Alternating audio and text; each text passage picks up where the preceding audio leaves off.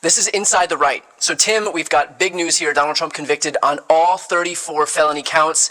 This is Inside the Right, so the obvious question here, do you think this will have some massive rally around the flag effect for Trump, or will the net effect of this conviction be negative for him? Yeah, first I just want to say hell yeah and cheers. It's been a long time coming. We get some accountability for this guy. Been fighting this guy for a long time now. So what is the impact going to be? We will not know for sure until we get more data. But let's just be real here. Being a convicted felon, 34 counts, having to be sentenced 4 days before the Republican convention, this is not good for Donald Trump. This is a big problem for him. It's a problem for him across a couple of vectors. Number one, we've talked about this. The group that Joe Biden is struggling with the most right now are people that just aren't paying that close of attention. There are people that that don't get their news from cable or from shows like this or from the newspaper. They're getting just social media inputs.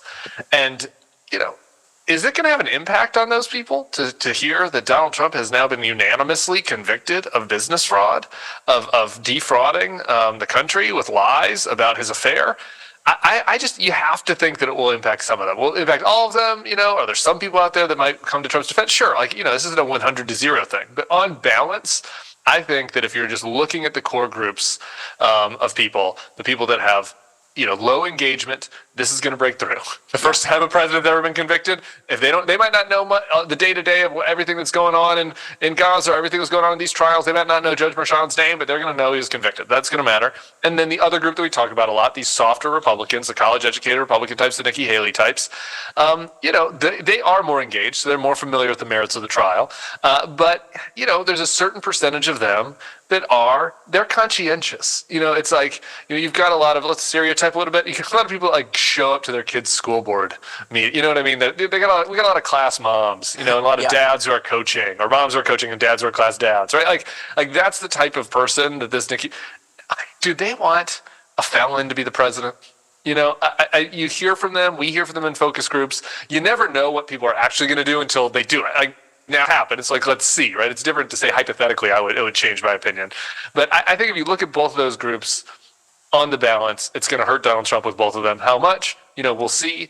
And then strategically speaking, I think it's going to hurt him when you look at the calendar. And I also think it's going to cause him to go insane. And so I think across all three of those points, even more insane than he already was. So across all three of those points, I think it's definitely a huge negative for him politically. I tend to agree with all of that. And I would say that the one group, obviously, who wouldn't fall into that bucket is the Trump fans. And those are the people, the MAGA acolytes. And those are the people who are going to, rally around his side regardless. And, in the immediate aftermath of this verdict, we saw those people, those very Republican officials, trot themselves out on Twitter, on TV, basically to kiss the ring. Do you think that those people, all of, and it was just about the entirety of the Republican Party, almost like this was the litmus test now, right?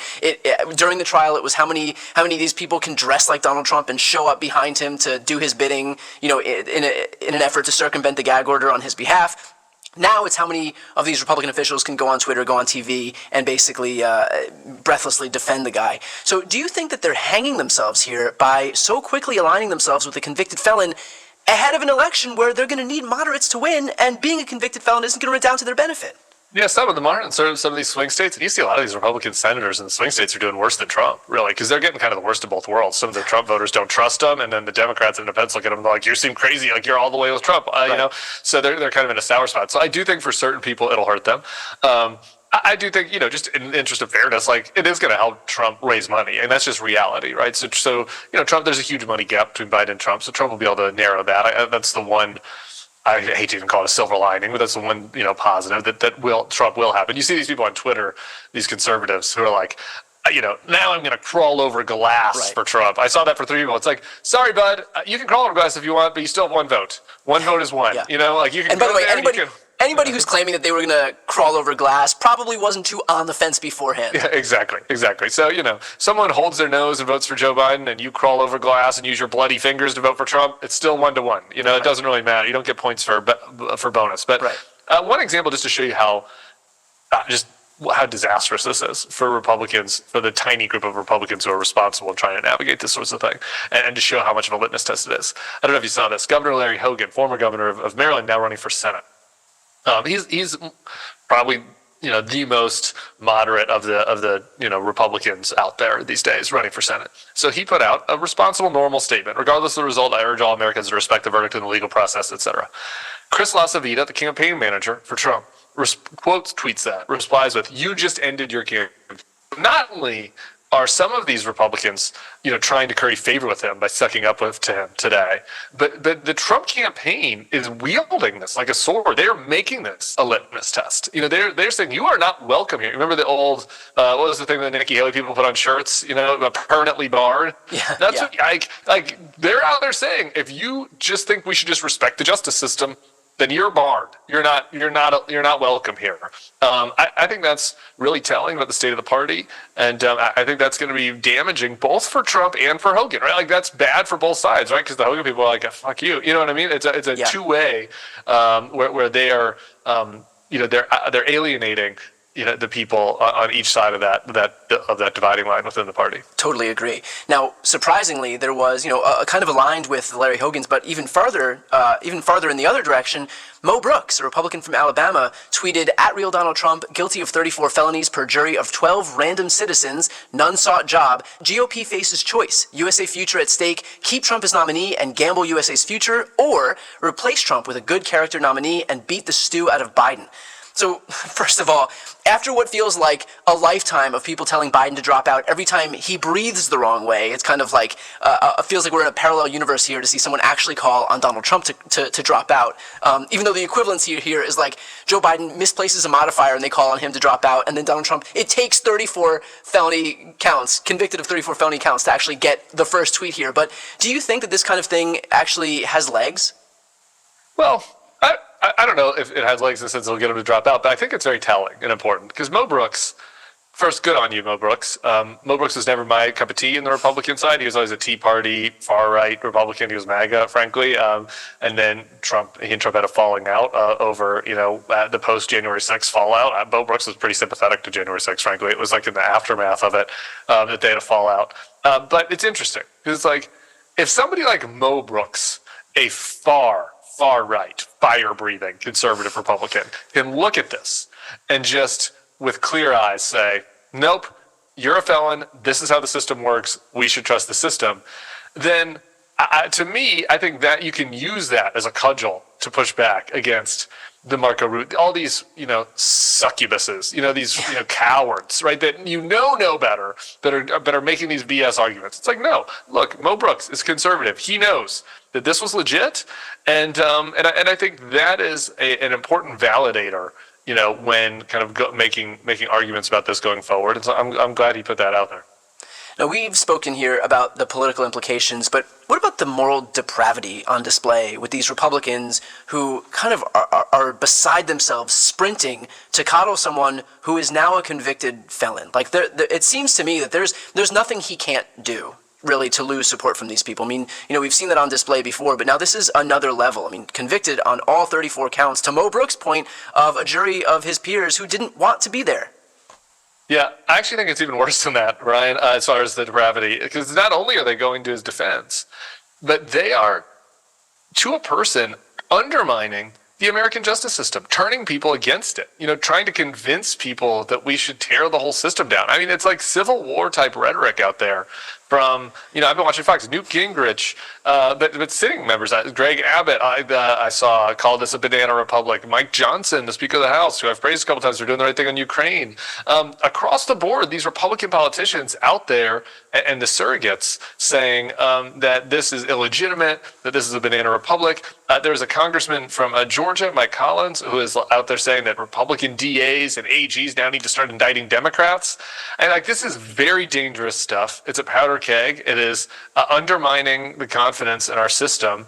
And it's also, I just think, really shameful BS. To hear things like, I mentioned Newt earlier. I was watching Newt say that this is the most corrupt system that's ever been put in place in American history. And it's like, have you talked to a black person? Do you remember slavery? Do you remember Jim Crow South? right? Like, are you kidding me? Like you know, snowflakes, like get one trial go against you, and now you're trying to tear the whole country down when we had decades upon decades of systematic repression of people based on their race, based on their religion. So it's really shameful, and I think it's really dangerous, and I hope that, you know, it's kind of easy. I hope the Democrats do both. It's easy to dunk on Trump, dunk on him, make fun of him. I'm all for it. But I hope that like they drive home that message, because I think that's a good political message too. I don't think my old people, those Nikki Haley folks, they're not anarchists. Okay, like they you know, some of them might be able to hold their nose above Trump because of whatever, Israel or economic policy or whatever their main issue is. But they don't want to turn the whole system down because one guy's having a temper tantrum. There's not a whole lot of overlap between Wall Street Journal readers and people who want to burn the government down. Yeah, right. You know? Exactly. Like they've got mutual funds, you know. All right, so they got returns. They got college funds that they got college they got to pay for. So anyway, I think that it's a good political message in addition to being really, really disgusting. And let's finish off with this, and I want you to walk us through a little bit of what you guys are going to do as the result of this at the Bulwark. As a reminder for folks watching right now, Tim is on the Bulwark throughout the week. That's his YouTube channel. I'll put the link right here on the screen and also in the post description of this video. Please make sure to subscribe to support this ecosystem left to right as we continue to build it up. So what's going to be your takeaway here with regard to this conviction? Yeah. Well, you know, we're going to have a lot, and we have, like you do, George Conway has come on to the Bulwark YouTube feed. He's been talking about the legal side of this. He's pretty convinced there's going to be actual jail time here. We're bringing on Adam Kinzinger, former congressman who voted to impeach Republican congressman, who's going to be on the feed a lot this week, too. In the coming weeks, he's going to be on for this election cycle. And to us, you know, look, I think that we have an ability to speak clearly to people about the nature of the threat without having to worry about, you know, doing this thing AP style, you know, doing this thing, you know, having to play it down the middle and be reporting. I mean, I think that we can really raise the salience on just how outrageous it is, because we have the credibility, since we came from the right, you know, to say, look, we share some of your views about various ideological issues, but we know the difference between right and wrong. We respect the American justice system. Part of the reason why we're Republicans in the first place, because we think that America has a good system that we should be protecting and defending, not tearing down, right? And so I think that is a message that we're going to continue to carry, and I think that we're going to continue to hold these Republicans' feet to the fire. The family fight, you know, we can do it as good as anybody, since, you know, the family feuds are a little bit more intense. And so, I think that's going to be our main focus. And then, you know, a lot of my colleagues are doing the Republican Voters Against Trump project. My colleague Sarah Longwell runs that, and I think that is trying to figure out.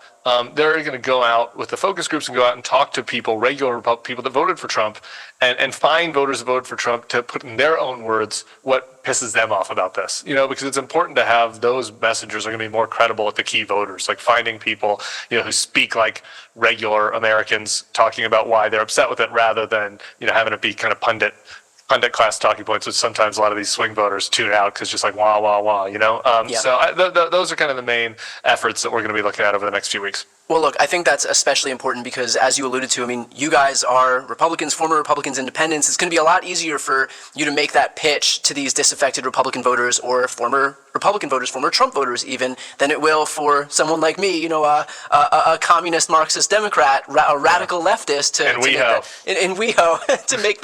make that exact case. So, you know, that's why I'm pushing so hard to make sure that folks who are watching right now, if you want to build up good media sources, good media outlets, the Bulwark is exactly that, and it will help give that permission structure to those Republicans, former Republicans, to make sure to get out and, you know, not just not vote for Donald Trump, but not sit on the couch on November 5th, which is equally as important. So with that said, again, please make sure to subscribe to the Bulwark. Links right here on the screen. It's also in the post description of this video. I'm Brian Tyler Cohen.